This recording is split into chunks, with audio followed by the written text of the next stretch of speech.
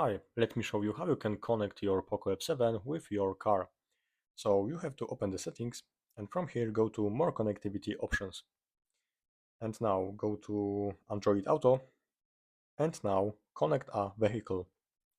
And here you can connect your POCO F7 with your car by using USB-C cable. And also you can connect by using wireless connection. From here is available on some 2021 or newer vehicles. So keep that in mind. And if you want to wireless connection, just open it and turn on your Bluetooth.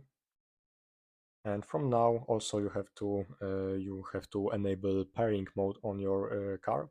So I unfortunately can't show you how it looks like because I have no car. So yeah, from here you can select connect using Bluetooth, and if your vehicle supports wireless Android Auto, pair your phone with the vehicle. So click pair the vehicle, and from here you are able to find your vehicle from the Bluetooth settings. So basically that's all. Thanks for watching and subscribe this channel.